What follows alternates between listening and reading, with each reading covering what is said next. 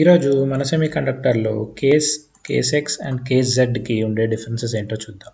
So case X అంటే బేసిక్గా ఏదైతే మనం ఇక్కడ ఇస్తున్నామో కేస్లో కండిషన్స్, ఆ కండిషన్ ఎగ్జాక్ట్గా ఎగ్జిక్యూట్ అవ్వాలన్నమాట. జీరోనే, వన్నే ఉంటుంది, ఎక్సే ఉంటుంది, జెడ్డే ఉంటుంది. సో ఇప్పుడు మన ఇన్పుట్ 0 అయితే ఇక్కడ ఉండే స్టేట్మెంట్స్ ప్రింట్ అవుతాయి. అదే 0 1 అయితే ఇక్కడ మనకు కండిషనే లేదు కాబట్టి డిఫాల్ట్కి వచ్చి ఎగ్జిక్యూట్ అవుతుంది. సో అలా ఏదైనా కండిషన్స్ ఇక్కడ ఉండాలన్నమాట ఖచ్చితంగా. అది కేస్.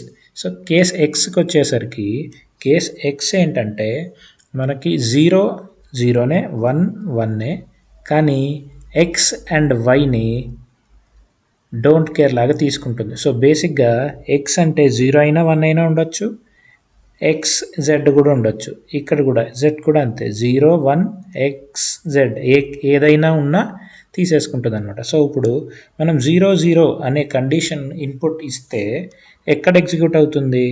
ఎక్స్ ఇక్కడ జెడ్ 0లో వచ్చేసింది. సో ఈ స్టేట్మెంట్ ఎగ్జిక్యూట్ అయిపోతుంది అనమాట.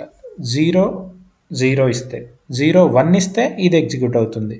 తర్వాత 10 ఇస్తే ఫస్ట్దే ఎగ్జిక్యూట్ అవుతుంది, 11 ఇస్తే సెకండ్ ఎగ్జిక్యూట్ అవుతుంది. సో ఈ థర్డ్ కండిషనే వేస్ట్ అనమాట. ఇంకా అన్నీ ఇక్కడే వచ్చేస్తున్నాయి అనమాట మనకి బేసిక్గా కేస్ ఎక్స్లో.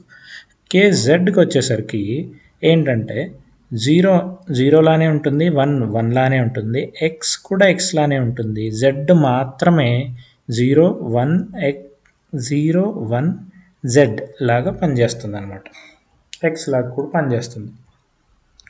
ఈ కండిషన్ సాటిస్ఫై అవుతుంది. సో ఇప్పుడు మనం 0 అనే ఇన్పుట్ ఇస్తే ఏం ఎగ్జిక్యూట్ అవుతుంది? ఫస్ట్ వన్ ఎగ్జిక్యూట్ అవుతుంది ఇక్కడ, ఎందుకంటే 0 ఉంది, 0 జెడ్ అనేది 0 ఆర్ 1 ఏదైనా తీసుకుంటుంది కాబట్టి ఇక్కడ ఎగ్జిక్యూట్ అయింది.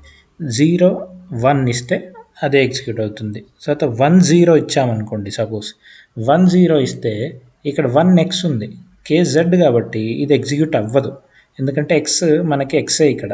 సో కిందకి వచ్చి 10 ఈ స్టేట్మెంట్ ఎగ్జిక్యూట్ అవుతుంది అనమాట.